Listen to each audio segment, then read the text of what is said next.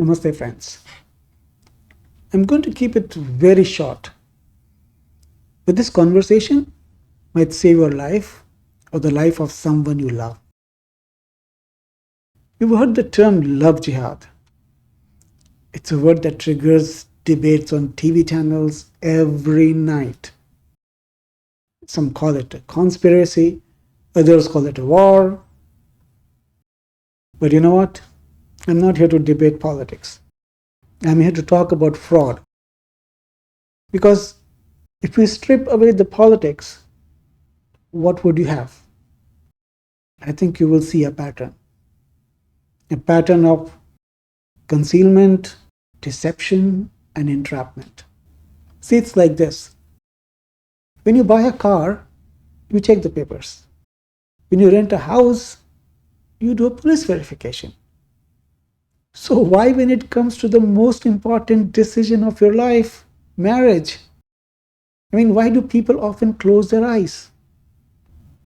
We are seeing cases where Rahul turns out to be someone else entirely after the wedding.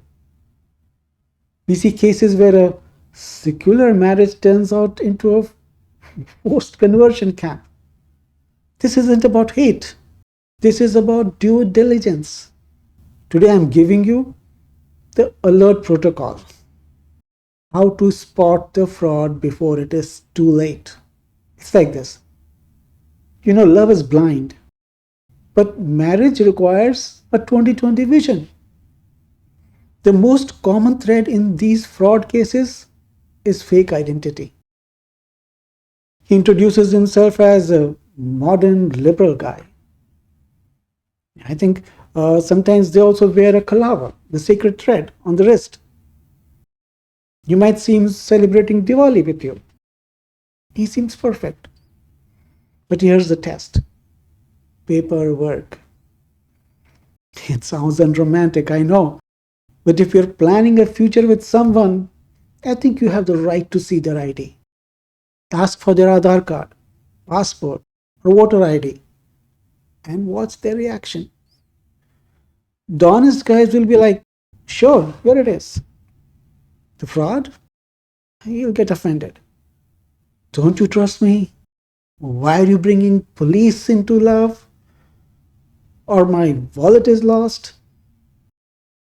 That's a red flag. If he hides his official name or documents, run. In the digital age, anonymity is the biggest weapon of a predator. Do a reverse image search of their profile photos.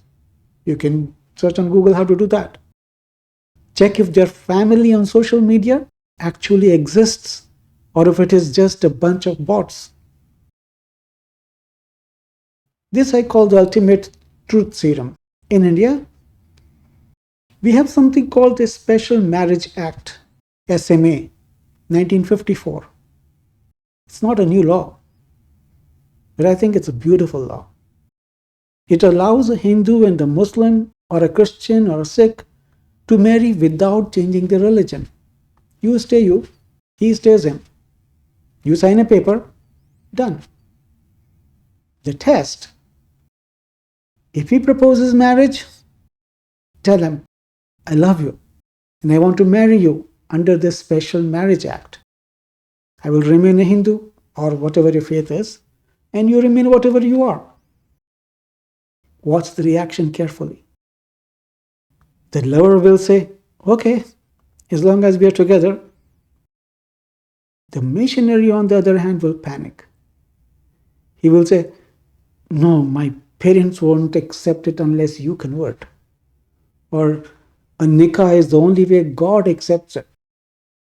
Or it's just a formality. Change your name for the certificate.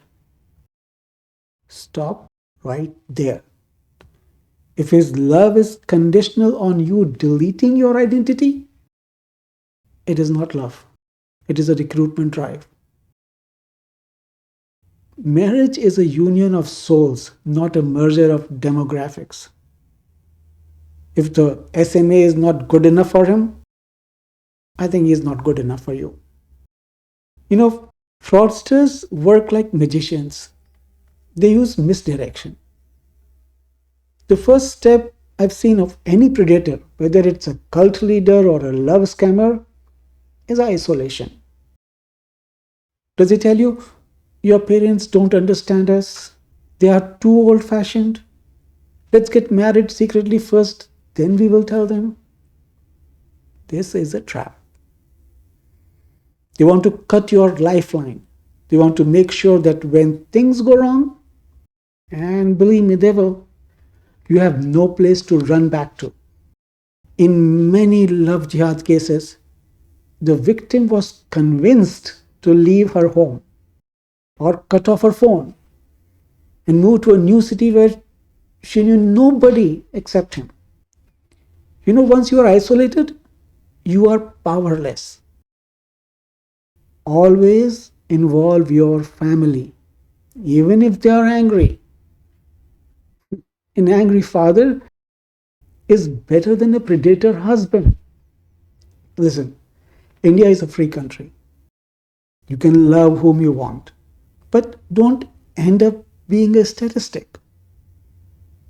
The government has introduced laws in states like UP and MP and others to protect you from fraudulent conversion. These laws are there to be used if you are tricked. But the best protection is your own brain. So remember this. Verify the ID. Insist on the Special Marriage Act. And never cut off your family. If someone loves you, they will respect your identity, your gods, and your laws. If they want to erase those things, they don't love you. They love the victory of converting you. So, you know what? Stay sharp, stay safe, and let's look after each other. Jai Hind.